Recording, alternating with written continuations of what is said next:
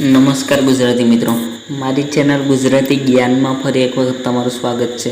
તમે સુપર હીરોની ફિલ્મો તો ઘણી જોઈ હશે જેમાં મનુષ્યો પાસે સુપર પાવર હોય છે, પરંતુ તમે એવા પ્રાણી વિશે સાંભળ્યું જેની પાસે પોતાનો સુપર પાવર છે? તો ચાલો મિત્રો તેના વિશે વધારે માહિતી આપો તે પહેલાં જલ્દીથી વિડીયો લાઇક કરી સાથે ચેનલ સબસ્ક્રાઈબ કરી બેલ આઇકનને દબાવો જેથી કરીને નવા વિડીયોનું નોટિફિકેશન તમને મળે સૌથી પહેલાં।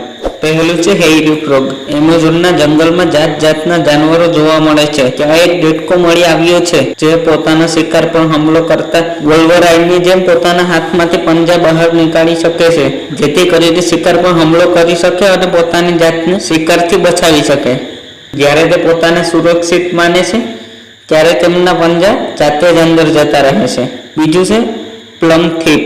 સાધારણ દેખાવ ધરાવતો આ જીવ પોતાની કરતા મોટા આકાર વાળા જાનવરને પણ મારવાની ક્ષમતા રાખે છે। આની પંખોમાં આવેલ સુપર પાવર તેને વધુ શક્તિશાળી બનાવે છે। આ શ્વાન જેવા કોઈ પણ મોટા જાનવરને સહેલાઈથી શિકાર બનાવી શકે છે। ત્રીજું છે ઇમોર્ટલ જેલીફિશ। જેલીફિશ પાસે એવી શક્તિ હોય છે જેની મદદથી તે હંમેશા જીવિત રહે છે। આવી અદ્ભુત શક્તિ ભાગ્યે જ કોઈ જીવ પાસે હશે। જેલીફિશનું શરીર ગળું થાય ત્યારે તે પોતાનું જૂનું શરીર છોડી મૃત્યુ પામ્યા વગર બીજો જન્મ લઈ શકે છે। ચોથું છે ફ્લાઇંગ સ્ક્વાયડ। આ નાનું જીવ છે જે માછલી જેવું દેખાય છે। તે કોઈ અજુબાથી કમ નથી, કારણ કે તે પાણીમાં તરવાની સાથે હવામાં ઉડી પણ શકે છે।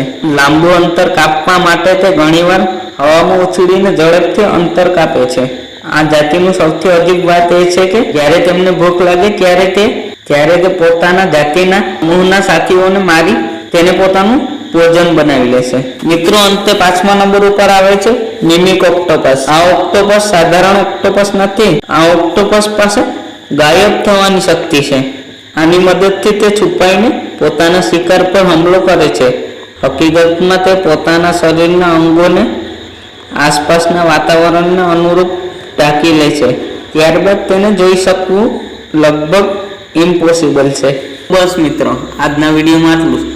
તો મિત્રો, કેવો લાગ્યો વિડીયો? જો તમને પસંદ આવ્યો હોય તો તમારા મિત્રો સાથે જરૂર શેર કરો, અને હા, સાથે સાથે ચેનલ સબસ્ક્રાઈબ કરી લો, કારણ કે હું આવા જ્ઞાનથી ભરપૂર અને રહસ્યમય વિડીયો આપણી સરળ ગુજરાતી ભાષામાં બનાવતો જ રહું છું। તમારો બહુમૂલ્ય સમય આપવા બદલ ખૂબ ખૂબ આભાર।